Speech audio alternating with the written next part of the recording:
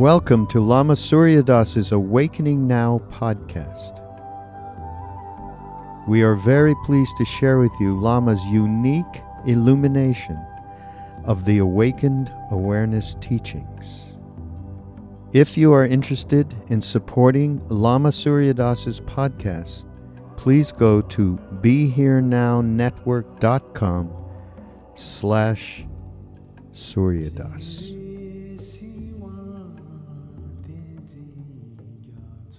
Hi, everyone, and welcome again to my Awakening Now podcast. This is Lama Surya on the Be Here Now network, inspired by Ram Dass, where we have many teachers podcasts that you can click on and listen to. So please join us and awaken now. You can also follow me on social media, etc. So today we have a guest from down under, from Australia, Dr. Ian Duncan, a sleepologist. I'm always talking about awakening, but he seems to be into sleeping.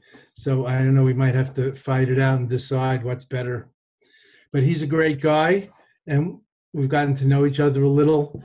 He's written, he's published, he's taught, he's doing a lot of research on sleep, dreams, higher consciousness, meditation, and spirituality. And I would love to talk with him about these things. I mean, so much of our waking day, we're as if semi-conscious or in a daydream. Even if we're not daydreaming, we seem to have some kind of veil of illusion clouding our sights, our view, our direct perception of, quote, reality, if we dare to use such a word. The Hindus say life is a dream, Maya Leela, Maya Devi Leela.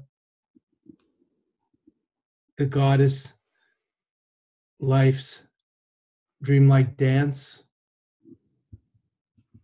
The Buddhists say life is like a dream, not that it is a dream, but it's like a dream. And we can't really say what it is or isn't. But there's a notion of dreamlike ephemeral transience and impermanence. And there are many kinds of dreams. Even the night dream, we could wake up and know we're dreaming while we're asleep. So, Ian, tell us about your research or what you're interested in now, either what your leading cutting edge research is, or what you think is the most important point, that we could talk about, explore together, and think about going forward. Well, good morning or good afternoon. We're on opposite ends of the world here today. So thank you for having me on, Lama Surya. So yeah, my name is Ian Dunican. I'm a sleep researcher, and I also work in the area of sleep and performance. So my background has kind of developed across through military, mining, industrial applications, and most recently then with elite athletes looking at sleep and performance. Now, I suppose going forward to your quote earlier is where are we heading with some of this sleep research? And from numerous conversations with yourself, Lama Surya, I am happy to start openly discussing. We have some new studies in development in relation to meditation and sleep. Oh, great. Yeah. So the last time we spoke, do I have to go to sleep to study this, or is this part of my awakening mission? You're not the first person to make these sleep jokes to me, so I'm sorry. I've heard them all. Sorry. I got to keep rolling here. I'd be good. So one of the things that we spoke about before is my sort of entering into this path of Buddhism in the last 6 months and undertaking a meditation retreat, albeit for only 3 days, but had some significant breakthroughs on that retreat in terms of how I felt, how calm I was, how good my sleep had got, how little sleep I needed over that weekend. And through exploration and conversations with yourself, I have contacted our local Buddhist Society of Western Australia. I think the biggest Buddhist society here in Australia, under Ajahn Brahm, who was under Ajahn Chah of Thailand, which Jack Cornfield was with as well. And now myself and one of the monks are discussing a potential sleep study on those people doing a 10-day silent retreat, which we have been speaking to with the local university here, which I have an adjunct position with. So we are going to start looking at the positive benefits of meditation on sleep, because many people report these, and I've had many discussions with one of the monks here in the monastery. Many people report these benefits, but they haven't really been studied in this applied setting of a retreat. So that's kind of where we're going to start heading now with some research in 2019. That's exciting. How many people are you going to have, in like the initial study or in the initial retreat? Since you mentioned the 10-day retreat, it sounds like a selected group rather than like studying all the, first year students at the college or something. Well, that is one of the downfalls of lots of laboratory-based university students, is you get everybody looking for a $10 fee. Right. You get a $10 voucher for the cafeteria, so you're selecting your recruitment and selection is a bit skewed. So one of the great things about the Buddhist Society of Western Australia here in Perth is that they have a retreat centre approximately about a mile away from the monastery, which is purpose built for lay people and sort of spiritual adventurers like myself, where we can go. And everybody's got their own room, their own ensuite. It's got a big meditation hall. It's kind of this perfect segregated community where people can go to do it. And so these retreats book out really quick, and they can hold up to 60 people in one of those. So we should have some sizable numbers. And if we don't get enough numbers in one retreat, then what we can do is we can continuously recruit, maybe get 20 in one retreat, 20 in another, and so on. Because each retreat follows the same pattern. So we get this lovely before the retreat, during the retreat, and after the retreat. And they run like maybe 6 of these retreats a year, and they get sold out within like a half an hour. So I don't think we should have any problem recruiting people. And our methods of measuring sleep are pretty passive. So we're hoping to see that the meditation retreat, silent meditation, actually helps people improve sleep. Now, many people report needing less sleep, and I think people like yourself have reported this as well in meditation. You need kind of less sleep as you go on. But what we're really interested in looking at is actually the quality of the sleep. So do people feel better over the time with less sleep, but there's better quality, so less awakenings, quicker to fall asleep, less fragmentation in the sleep. So it'll be an interesting area to look at the quality.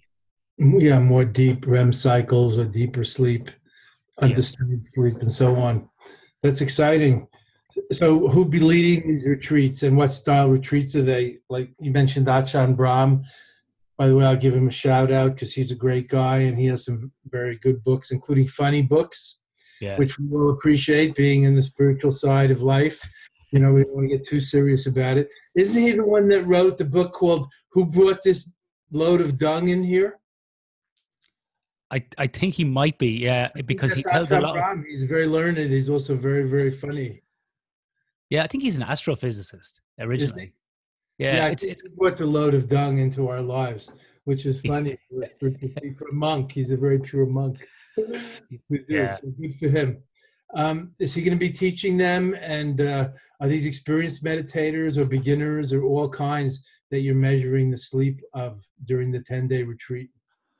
Yeah, that's a good point. So the teacher, we haven't locked in the actual time yet, so we're still in the development phase. But Ajahn Brahm does lead some of the retreats, as do some other monks. So that might be variable, and sometimes there could be numerous teachers on the retreat with one lead teacher. But it's a good point. There will be experienced meditators, there will be sort of intermediate and beginners as well. So we're going to have to kind of band these or group these people and to see the effect on it, because we're probably thinking that most people who are experienced meditators are going to get a big improvement very quickly. And then, the beginners might take a bit more time. But in saying that, one of the monks I've been dealing with, he's actually an Irish monk, Buddha Akita, in discussions. He's actually got a Ph.D. in chemistry, but a healthy interest in neuroscience as well. And we were discussing this last week on a nice big walk around the forest down there, which was, you might get beginner's luck. You might get somebody that's going to maybe behave like an experienced meditator straight away, because some people just maybe naturally attuned to this and reaching these good states. And like you say, will go straight into like deep sleep straight away, or maybe they'll have more light sleep, whatever it might be. We don't really know. So it's going to be really interesting to see how people behave in this more applied setting as opposed to in a laboratory where we just have somebody meditate for a while and put into an fMRI or some EEG. So it'll be really interesting to see this kind of longitudinal thing over the 10-day period, but also before and after, to see, do they kind of get better during the retreat, but then after the retreat, do they kind of just go straight back to what they were, or are those benefits locked in? Because we know from other studies or other research, like Barbara Fredrickson stuff, is that when people give, or when there's positive psychology, that those results kind of and the benefits can be locked in for many months afterwards. So will we get the same from this meditation retreat, where people will feel so much better? Well, I hope so. What we're all interested in neuroscience and how it can help inform our understanding and, improve our methods for physical wellness as well as spiritual, emotional, and, mental health and all. It seems to me that a lot of people have real sleep problems. So even meditation teachers. So it wouldn't be a bad thing if we could tune up our inner probing and inquiry and understand this a lot better, and balance like body and energy and spirit and mind and heart in a way that we can really replenish our vehicle every night, Yeah. and not be falling asleep all the time during the day or drinking pots of coffee all day. Somebody was telling me the other day, they were studying about caffeine or so in medical school, and that many of us who are health conscious, or maybe vegetarian or vegan or eat organically, we think about or are concerned about how many cups of coffee we drink, or do we drink it or not, or do we drink 1 cup in the morning only. But that most coffee drinkers drink it by the pot because they used to be made in pots. So they're just drinking 10, 20, 30 cups of coffee a day without even thinking about it. And also in diet sodas and things like that, the caffeine. So no wonder why people have sleep problems, not to mention anxiety, jitters, and nerves. Yeah, this is an interesting point. And this is some of the research I did with elite athletes here in Australia that were elite Olympians or people who played at a high level for rugby union. Mm-hmm. And it's interesting because one of my studies actually was on caffeine and the effect of caffeine on sleep after a competition. And another study I did as well was around electronic device use in combat athletes with judo players. And I think this is an interesting thing in a silent meditation or any sort of meditation, particularly when we take people out of the sort of the normal world, so to speak. When we can... Silent meditation can be a combat sport, It can be against yourself. Yeah, exactly. Ego. You might not even be in the same weight class as your ego. It could be so big. Well, it's funny you say that because I've been doing a lot of yoga the last 6 months, a lot of hatha yoga, like 4 or 5 times a week. And the teacher said to me last week, "How'd you find that class today, Ian?" And I said, "Do you know yoga?" I said, "It's like going into a fight." And she goes, "What?" "No, it's very peaceful." I said, "No, it's like going into a fight." And she goes, "What do you mean?" I said, "Every time I come here, I'm fighting with myself." And she goes, "Oh, okay, I get it now." So acceptance goes a long way. But go on. You were talking about your caffeine studies. Caffeine, let's just talk about going to the coffee shop.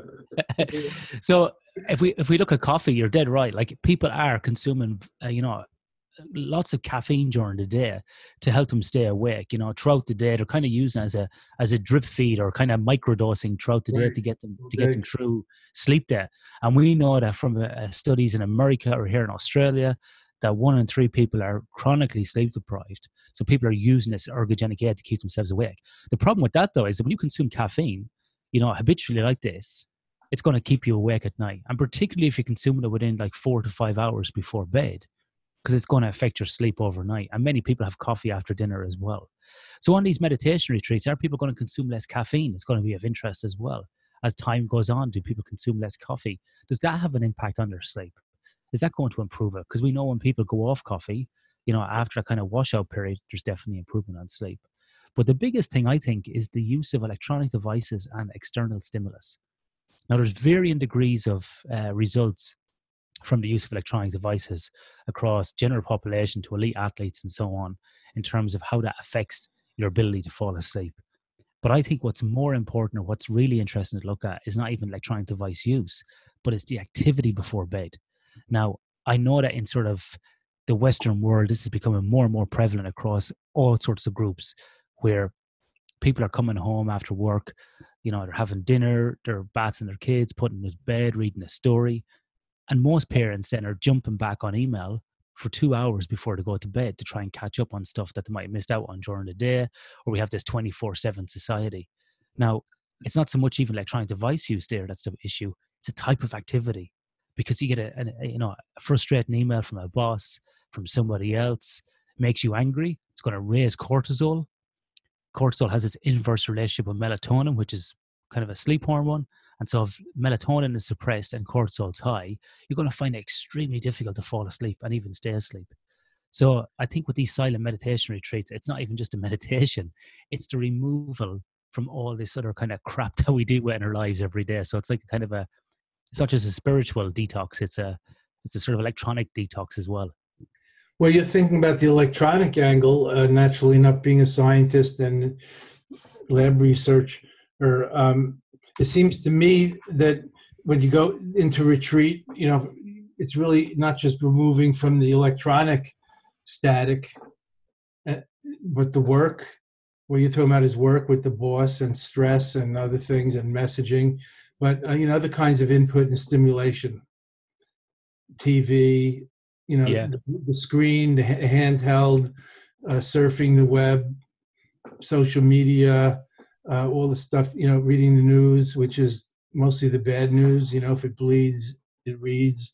So it's mostly the bad news. There's not much reported in the news of the miracles and beautiful things that are happening in the world.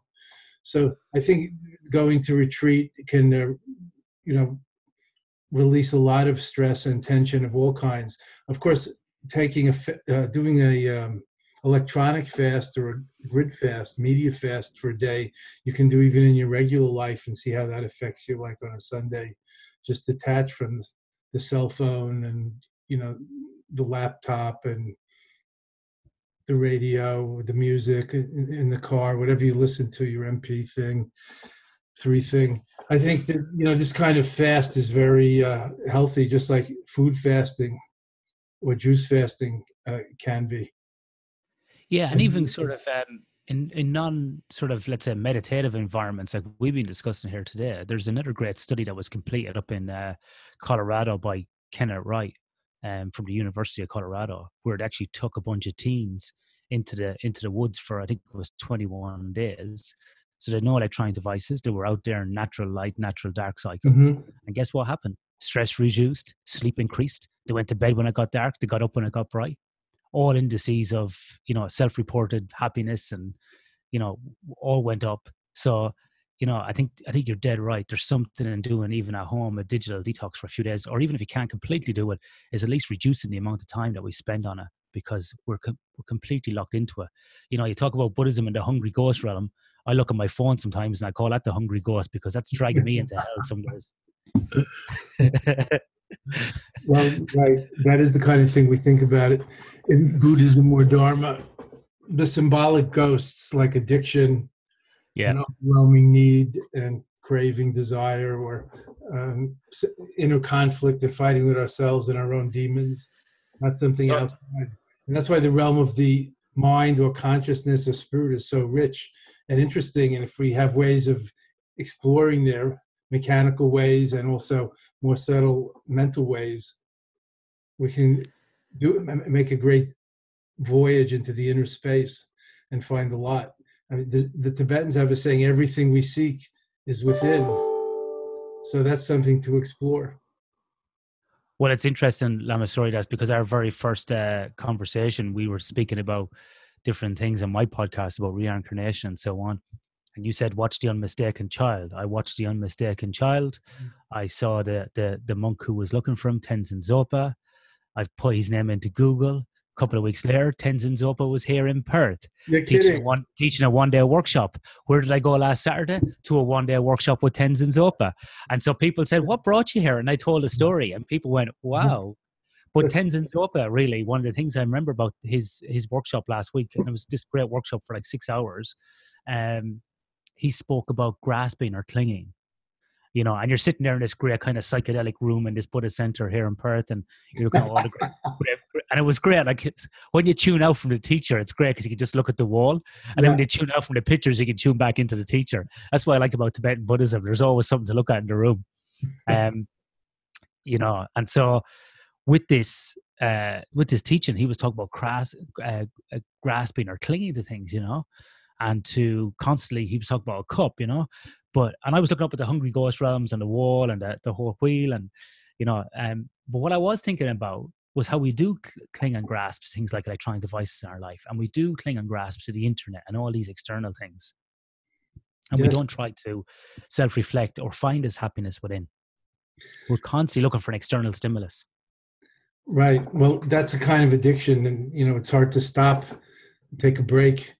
I think that's, if we're going to stay with the sleep subject, you know, a lot of people say they can't fall asleep at night because they can't turn their mind off, or they can't stop thinking, would be, you know, a more literal way of saying it.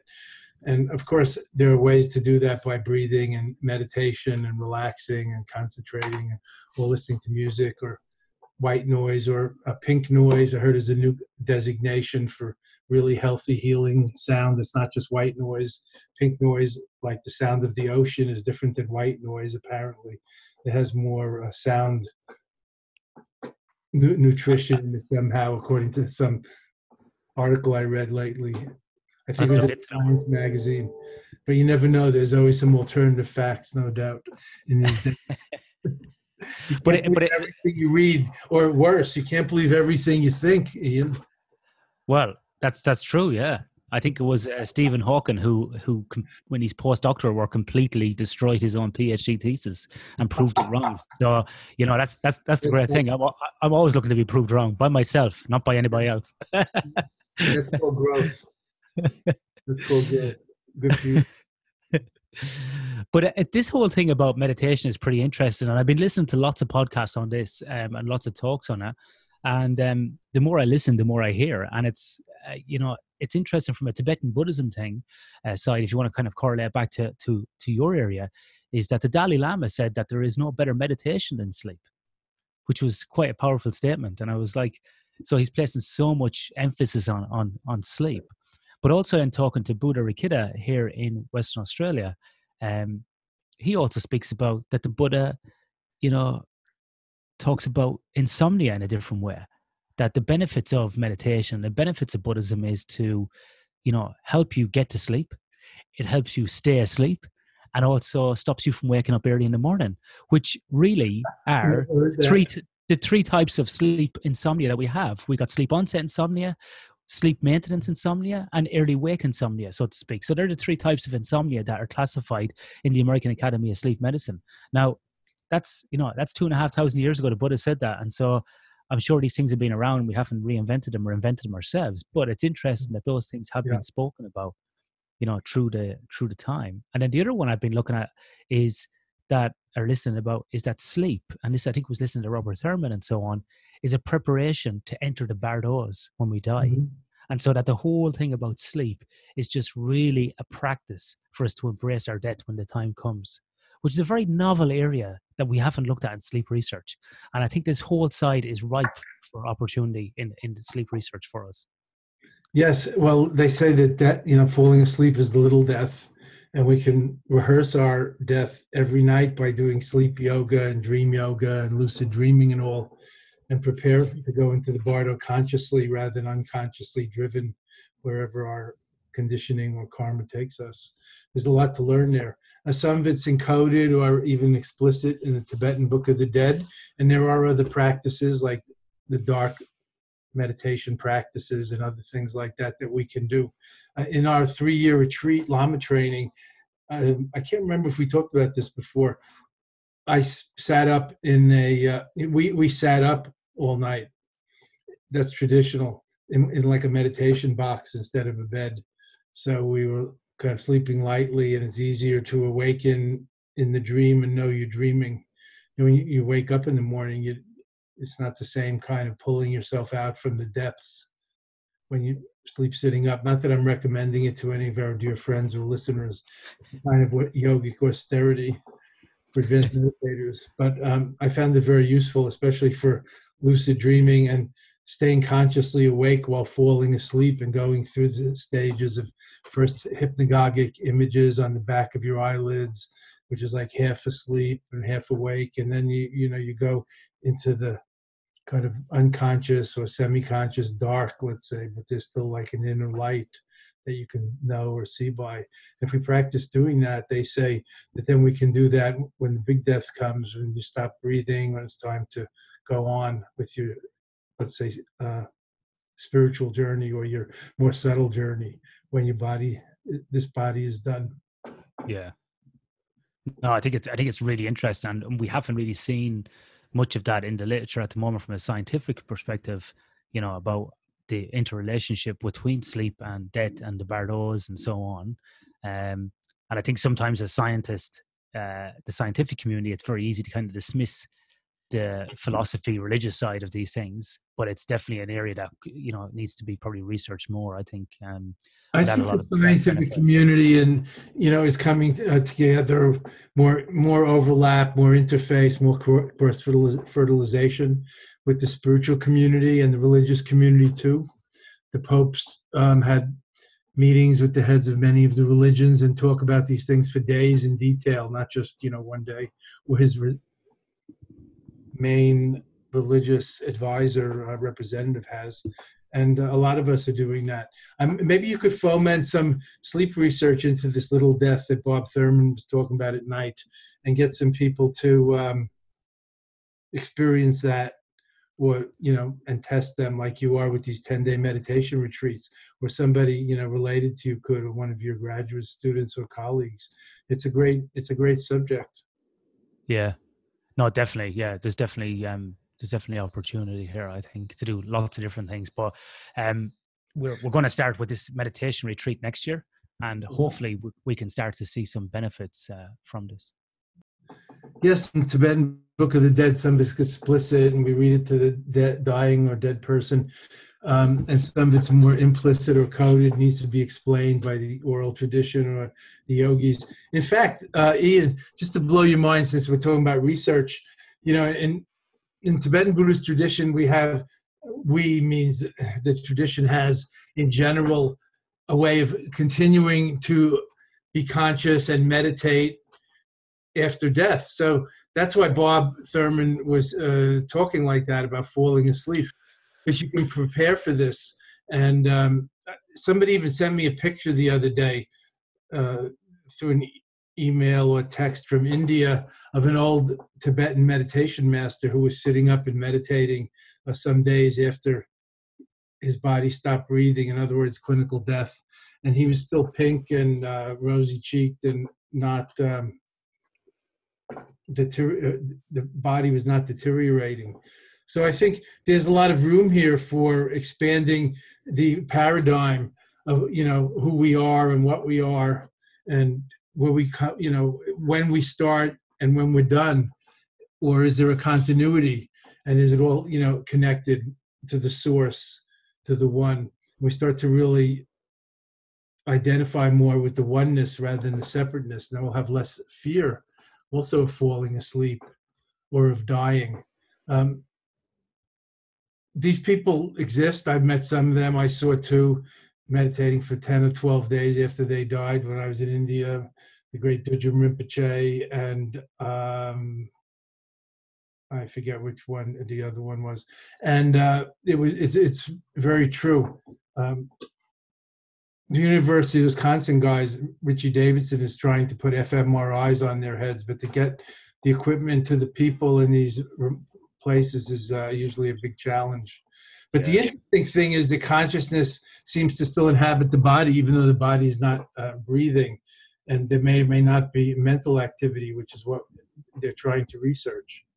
But as it's practical for us, I think it's something that we can do every night as we're going to sleep.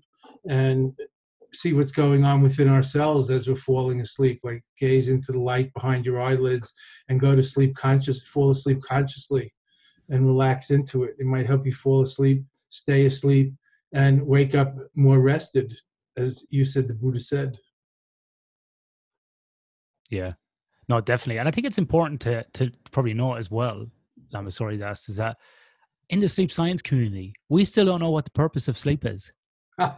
We still don't know. Like, people kind of go, well, what's the one answer? Like, what's it for? And what's the cheat code? And what's the silver bullet? We don't really know. Like, the whole kind of sleep world wasn't really explored. Well, it was in little bits. Like, so originally, like Socrates and people like this, philosophers said that sleep was only because of food. So we ate food, and the vapors from the food went up into travel up through our body, went in through our head, and made us fall asleep. That was some of the original concepts behind what sleep was. It was a response to food, and probably because people felt tired after lunch. But it's only the late 50s, early 60s that we really started to understand what sleep stages was. So you talk about REM sleep, light sleep, deep sleep. We only knew this in the early 60s. Research into sleep then has been very much a kind of reverse engineering type. What happens if we take away one night of sleep? What happens if we take away the first part of sleep, which is predominantly non-REM sleep, which is physical repair?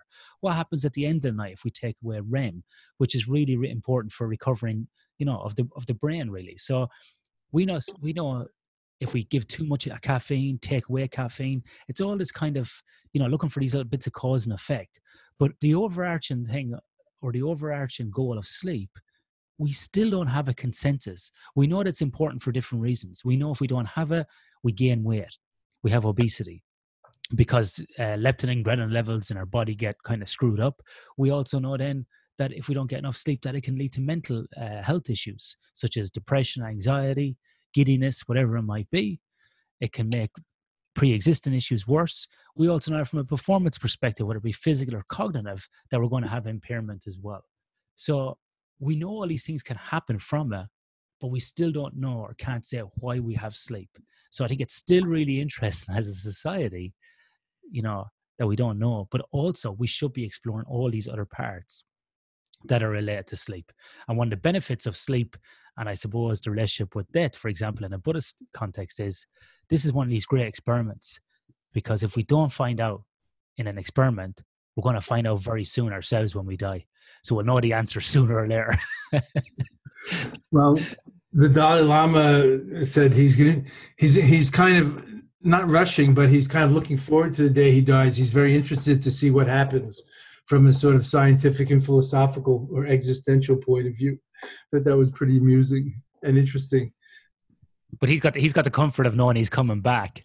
Well, he's been around the clock a few times. He's okay. That's fine, but we probably have too. Don't push it further away than it is from you. So here's a question, Lama. Sorry, that I did discuss last week on one of these great. I just want to reiterate that point I just made for our listeners. Don't push it, whatever it is that you seek any further away from you than you already feel. Like by saying the Dalai Lama, oh well, he, but not us. That's a form of sleep, or amnesia, or even identity theft. Identity theft. Yeah, we seem to have lost our true self somewhere in this. That's one of the main goals of Buddhism, is to see who we are, what we're doing here and how we fit in.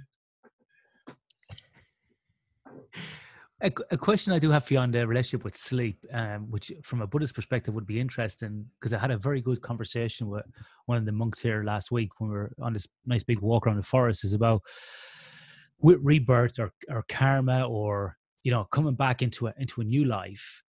Is there any relationship there with sleep in terms of remembering through the lucid dreaming? And I've listened to your audiobook on Tibetan dream yoga, which is quite interesting. And like I've said before in my podcast, if you don't want to do dream yoga, buy the audiobook, because the stories alone are brilliant. So if you're looking for some funny stories on the way to work, listen to these, they're good. But is there any way here, we know that people will remember past lives through, let's say, meditative practices, some Mhm. focus on it. They may undergo hypnotherapy. Is there any way through the practice of dream yoga and sleep that people may be able to recover memories of these past lives? I think some people do in sleep, and that's one of the passageways or portals where we go beyond our consensus reality and out of our habitual, let's say, left brain rational framework, and we're more in touch with our innate intuition or psychic powers, or something, the timeless time that's beyond relative conventional past, present, and future. And we might remember our past lives, or we might see our late parents or friends in the dream. I mean, we all know about the latter. So that's already a little outside of time. And there's no time really in the psyche. It's all simultaneous. So some people have remembered their past lives while sleeping. In fact, I might be wrong about this, but I think the great American psychic Edgar Cayce realized his past lives and some things about this while he was sleeping, where he woke up to his psychic abilities while he was sleeping, while he was sick. But don't quote me on it. We could look this up. The great Edgar Cayce, a very remarkable case in history of a psychic healer with natural abilities that he developed. They came to him when he was an adult already. And I think the dreams were part of that. As for myself, having worked in the Hindu yoga and Buddhist Dzogchen and other Mahamudra, etc. tradition, we work a lot with concepts or like realities, let's say, inner abilities like the clear light, the inner light, the mystic heat, the incandescent tumo, the inner clear light, and use dreams to see portents and omens of the future. We'll look back in the past, and I don't know, we're advised not to talk about these things because people misunderstand them, or we do, or it becomes like some kind of ego thing. But I've had some experiences. To tell you the truth, if I was going to speak candidly, as we're alone here, you and I, Ian, and what's on my podcast stays on my podcast. No one's listening anyway, so it's okay. No one's even talking. I had some visions and experiences that, remember, I was sitting up in our 3-year retreat. So at night in meditation posture, with sleeping. I'm not sure if I was awake and meditating in lucid dreaming or dreaming, but the experiences of my past, let's say, or of other realms of being, or of the divine, was so real that it kind of overawed or like trumped. I hate to use this word, excuse me. It trumped the ordinary realities of course, those people are dead, or they're far away, or heaven isn't exactly here in my monk's cell, even though it could be. But it trumped all that ordinary consciousness and presented, a whole alternative reality, a way of being that's undergirding and overarching and containing it all, like a bigger context that was undeniable. Yeah.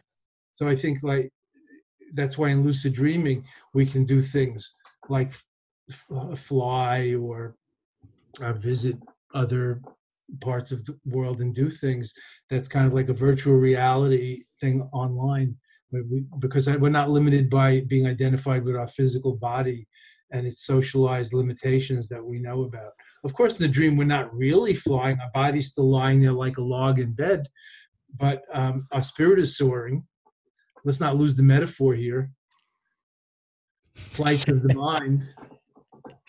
The spirit is soaring. The luminosity is free. The infinite, whatever we call it, the divine, the great transparent eyeball is clear and radiant. So when that last question I asked you about past lives with sleep, one thing that struck me, it was quite interesting watching a documentary recently, and I cannot remember the name of it, but it was an Italian Tibetan kid who was born There was a documentary made about it. I cannot remember the name. Yes, I think it was called Tulku. Wasn't it about Namkhai Norbu Rinpoche's son? Who was No, born in Italy and recognized as a reincarnation? I thought Tulku was the one with Chogyam Trungpa Rinpoche's son. That was that one where he went to India. But the other one was I the get my Italian. lamas confused. They're all called Rinpoche. Yeah, it's like being called O'Brien in Ireland. Yeah. Yeah, there's only two of them. I know him. I know him. Yeah, yeah. It's so funny. Sometimes here in Australia, people go, "Do you know John Murray?" I'm like, "Actually, I do." Yeah, out of all the 5 million people, I actually do know him. But in this documentary, it spoke about this Italian kid whose dad was Tibetan and his mother was Italian, and you could see in the documentary he had a bit of trouble with his dad and Buddhism, but he wasn't really kind of into it. He was a bit standoffish. His dad was, a famous teacher. But anyway, as the documentary progressed, it's really interesting to watch. He was a tulku or a reincarnation, but as the documentary progressed, you could see that he was becoming kind of more engaged in Buddhism. And then when he went to, I believe it was a part of Nepal or India, I can't remember now. I've watched so many documentaries recently. Mm-hmm. But, he started actually going, oh, that's the stupa I remember. That's the pagoda. That's the blah, blah, blah. And they were like, what do you mean remember? It was only built 2 years ago. So he was dreaming about when he was younger. He was having these dreams, which weren't about past life, but actually about what he was going to do in the future. And he was like portents and omens, foresight. It's a psychic ability. So he was pointing out these things in the room. Oh, that used to be over there, and this used to be here. And people were going, yeah. And even though he'd never been there, and he was in this kind of Tibetan-Italian mix, but he was the reincarnation of a famous, Rinpoche or Lama that had escaped. Master, yeah. Yeah. So it's quite interesting. Not only maybe can we use sleep to go back into past lives, but also can we start looking about what's going to happen, So, and I think a lot of people as well, outside of, let's say, any spiritual practice, will talk about having a dream or a nightmare, or people will say, for example, I dreamt my teeth fell out. That's a sign of, like, from sort of Freud and Jung, that's a sign that you're going to be betrayed at work. And then within 2 weeks, people go, oh, you know what happened? I had this dream a few weeks ago that my teeth were falling out. And then some guy at work stabbed me in the back and I got in trouble with my boss. So I think sometimes there's these subtle cues in our dreams, whether it's from the subconscious environment we're soaking up during the day that's coming through in our dreams, or there's something else at play here that we don't even know about. Yes, I think so. Some of both, especially the latter, Ian. And I've seen this sometimes with children too. They tell you stuff from their dreams, and it's pretty amazing. The innate psychic and intuitive abilities they have before we socialize it out of them with school and all trying to give the same answer and so on and memorize and follow the norms. Yeah. We try to go deeper or see through the nature of light and dark, or awakening and sleeping. So, like, you could be aware while you're falling asleep.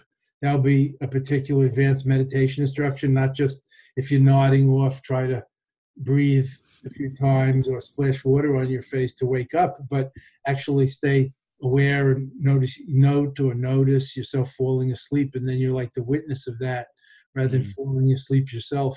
And that can help you a lot to be more conscious all the time and into the dream and into the afterlife and direct your path in this life and the next, or so they say. And I found that to be true, although, I can't remember, I can't vouch for the total veracity of a rebirth and reincarnation. I think we have probably some limited understandings about that. But definitely, I feel it's true that what goes around comes around, and everything is interconnected. And the reason I mention this is maybe I can't see into the future, but one of Buddha's sayings has always stuck with me, which is, if you want to know what you were in the last life, look at how you are now. If you want to know what you're going to be in the next life, look at what you're doing, thinking, and being and intending now. Yeah. So cause Yeah. and effect, what goes Cause and around effect. comes around, Cause- karma. Yeah. So I think that's a way great of definition of predicting karma. and even remembering. Yeah. I think that's a great definition of karma. Too many people get caught up with karma as some sort of spiritual external force. And, talking to my friend here at the local monastery, Buddha Rikita, karma is just cause and effect, exactly what you said. And if you believe in cause and effect in your daily life, that's just karma. That's the simple version of what karma is. And I think, Yes. in the scientific community or engineering community, people understand this and believe in it. So, Yes, well, some scientists who are copacetic or sympathetic, they say, oh, it sounds a little bit like Newton's second law of thermodynamics. I don't know if I'm getting the right one, but there's no action without a reaction in kind, and things like that. Energy is neither created nor destroyed. It's just passed the law, moved along. changes form. Yeah. So that's very congruent with this idea of karma. Just like it says in the Bible, we reap what we sow. So that's a good way to understand, I believe, how to, anyway, this is our Eastern thought belief, how to direct our life and our society and our relations and our world in a better way by what we do and think and intend and, what we co-create now. Yeah. Not just hoping or hiding our head in the sand like an ostrich and having our rear end up in the storm and hoping the storm will blow over. Well, we're kind of contributing to the storm somehow, dropping shit on the environment, etc. So I think today people feel kind of helpless, it seems to me, or a lack of agency in these regards about these big questions like the environment and wars and corruption and so on. And I think we really have to try to individually and collectively awaken together and take the steering wheel of karma in our hands and learn to plant better and cultivate truer and better. And what did Michelle Obama say? When they go low, we go high. And live and assume the high ground. Identify one with our best selves, not have our best selves stolen from us by socialization and get drummed into being one more competitive or greedy, deceptive, selfish egotist. One of the great things Lama Surya is about the thing about sleep is that sleep is free. It's available to everybody. It doesn't discriminate generally. And if we can get more focus on our quantity and quality of sleep and place more focus on it, even if we make some small improvements on it, it's going to help us perform better during the day in terms of, cognition, our decision making, our rational approach to life, which actually leads nicely into what you're saying. Because, when people sleep good, let's be honest. Yeah, we feel good. We're less of an asshole during the day. That's what happens. We know that people get very grumpy when they don't get sleep. And some people will just turn around and say, look, I didn't have a good night's sleep last night.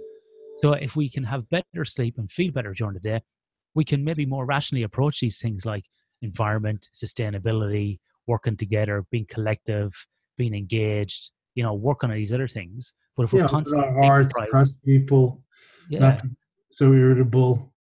Yeah. But if we're constantly sleep deprived and constantly looking for some stimulus to keep us awake to just get through the day, whether it be sugar or caffeine, well, then we're never going to be able to get through to the next level. So we need to, in some ways, we advance as a society, but in other ways, like we're regressing in terms of, our focus on health, in sleep and well-being and our cognitive performance. So these things really, are mutually beneficial. Well, the Buddhist Hindu worldview is more of cyclical rather than linear. So, and people often ask me, is everybody going to be enlightened in the end or get to nirvana or heaven? And that's not our way of thinking, really, but more seeing the cycles of life, like the seasons, going round and around, and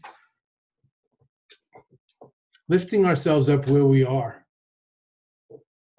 or being deeper at people as we are, and opening our hearts to it all now, and not waiting for Messiah to come later, or when the world ends or doesn't end or eternity begins. It's so theological. Leave that to theologians. But since you mentioned sleep is important for mental and emotional stability and health, I notice some people go crazy, literally insane, if they don't get enough sleep, and that's very sad. One of my friends, dear old mother, who was sane, wonderful, loving mother her whole life, went crazy in her 60s from, I don't know if it was badly treated and managed or it was just inevitable from weak sleep treatment. And she just got worse and worse and more insomnia and the drugs and the upset and the changes and the side effects. And she, was insane. She ended up living in an asylum because of, the doctor's diagnosis, they watched it happen, was sleep deprivation. Yeah. It was so sad. And then they said, this is a phenomena. It's well known. And sometimes it shows up as other diseases or mental pathology, psychopathology. But sleep is so important. These days, we're saying the 7 hours is a good amount to sleep, and most Americans sleep 5 or 6. Yeah. Deprived. People used to say 8 hours was the right number, but it seems to me it's kind of personal, just like how much you exercise or eat or think or other things. What do you think, Ian? Well, so 95% of the population or more are going to fall between 7 and 9 hours required. Many Westerners, particularly in places like Australia, Western Europe, and in America, will say, "Oh, that's crap. I get by on 5 hours sleep, and I'll feel just great." Less than 1% of the population can actually properly function on 5 hours sleep or less a night. The challenge is that many people are just getting 5 hours and they're just scraping through the day. And so it's very hard for us as humans to objectively measure our performance, because we just normalize. And we know from numerous laboratory studies or field-based studies, those people who said need 5 hours, if we actually declutter their life, get rid of all this other stimulus like we spoke about at the start, and we get them having 8 hours sleep, they jump out of bed the next morning and they're like, wow, I never felt so good. So, many people are just scraping by. So most people should need between 7 and 9 hours sleep. And you're right, it's very personal. Now, in saying that, if you get a bad night's sleep, 6 hours here, 6 hours another night, that's okay. It's not going to be perfect every night. So it's this balance of having a focus on your sleep, but not getting too stressed, And I think this is a great time as well, Lama. Sorry, that's to plug some of my free resources, which is if people are interested, you can go to sleep, the number 4 performance. So sleep4performance.com.au.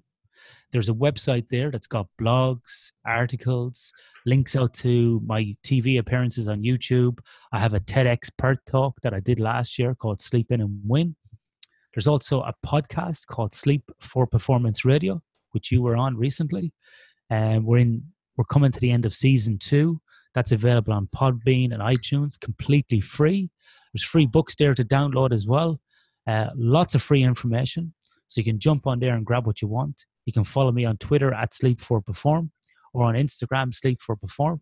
And all of these things are covered in great depth. So if any of your listeners would like to kind of, jump on the podcast and try to listen for tips and tricks to improve their sleep, to maybe help their spiritual practice, there's lots of stuff here that they can do. And if there is a specific question, they can fire the questions to me, because if I get enough questions, I often do a special episode where I address those listener questions as well. So there's lots of free information out here that we can use to help people in their spiritual practice and in their daily work life, whether they be, a stay-at-home parent, they're in a corporate job, they're studying, they're traveling, just to help them get the most out of life and really, live life to their full health and potential that they can do. Thank you. That's very helpful. Many of us have had sleep issues. What about you? How'd you get interested in this? Do you have a sleep issue, or do you sleep 7 to 9 hours a night, old chap? Well, old chap, young buck. Yeah. So I generally tend to get between 7 and 9 hours on average. To answer your question about how I got into it, I started my career off in the military as a soldier, and I was always interested in why I felt crap with no sleep. And people were like, you can just train yourself to get by on no sleep, which I always thought was, not true. Then when I left the military, I worked in health and safety for a long time. And in my own personal life, I like to undertake crazy events. So I used to, up until this year, undertake 100-kilometer mountain runs. That's continuous 100-kilometer runs, or even up as far as 100 miles, 160 odd kilometers, which I did in Leadville in Colorado twice. So that's running at altitude, which obviously affects your sleep, and then running for 27 hours, 42 minutes and 19 seconds. So all of these things I was very interested on in personally is how can I use sleep to recover? How can I use sleep as a preparation to go into one of these events? And so, this my whole kind of personal interest on human performance in the health and safety realm got me into sleep probably 10 or 11 years ago. And since then, I've really kind of cultivated my career into this area where now I consult to industries or sports teams on this area. In this area, managing jet lag to performance, to scheduling of training, to how to optimize a sort of a schedule in rugby, for example, if teams are playing each other, to also then research as well with Monash University in Melbourne, and also with University of Western Australia here in Perth in Western Australia. So I kind of play both sides of the coin, where I do some research and do some consulting.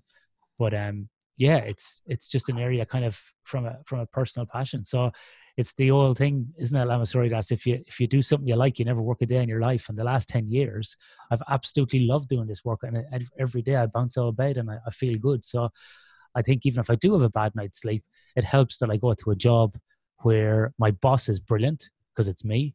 But my boss can also suck some days as well because it's me. So, and it's great and I enjoy it. So, I really like it. And I like engaging with people like yourself doing the podcast or through research or consulting.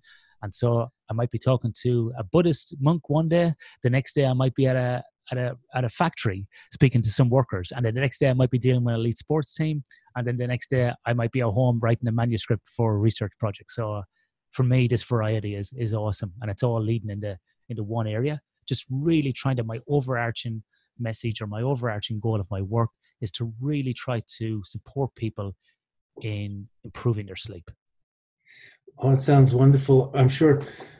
I know I'm interested in, we're all interested in how we can improve our sleep and rest.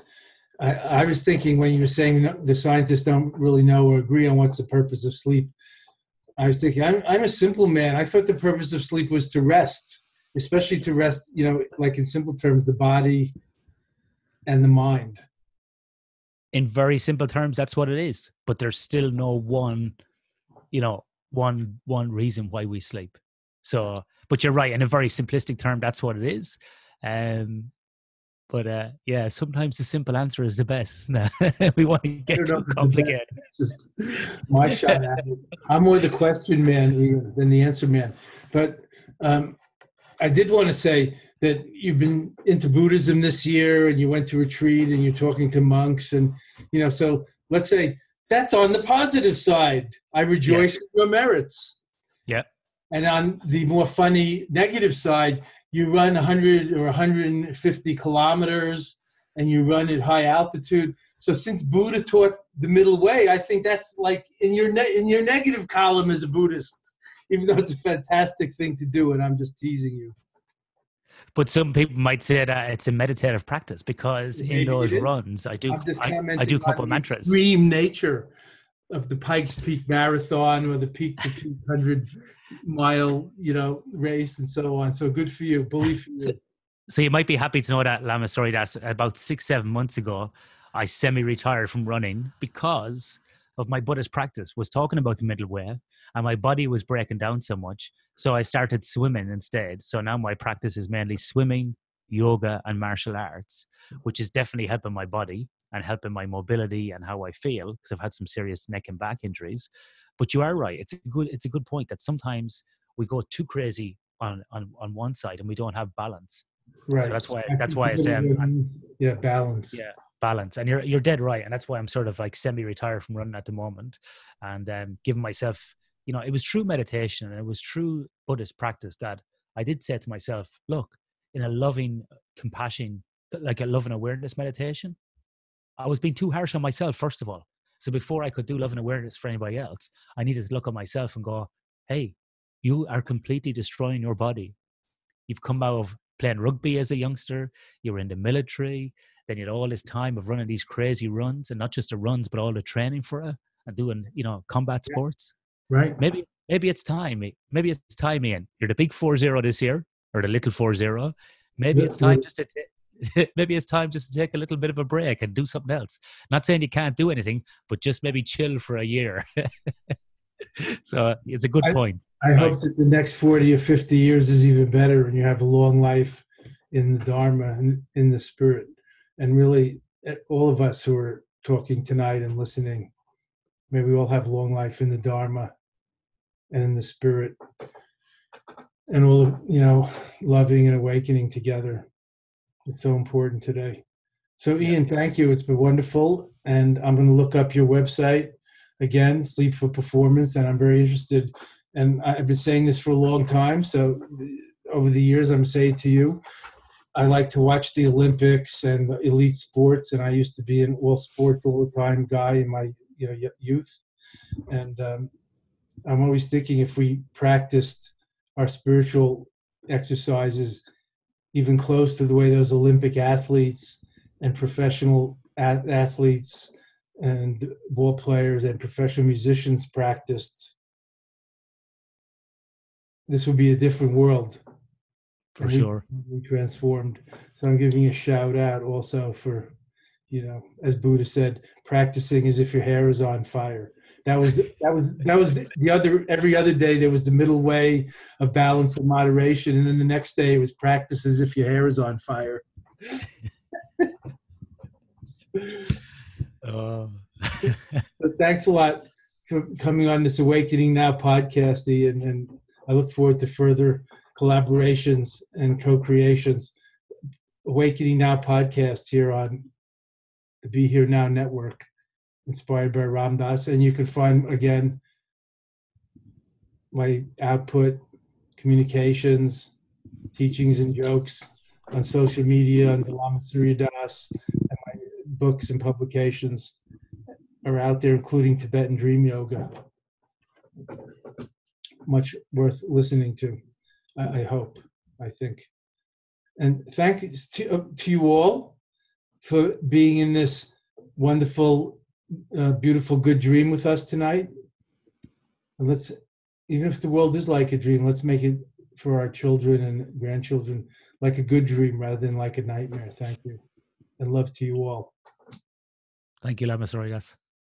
You're welcome. And good day / night, friends around the globe. Yin and yang. Imahal.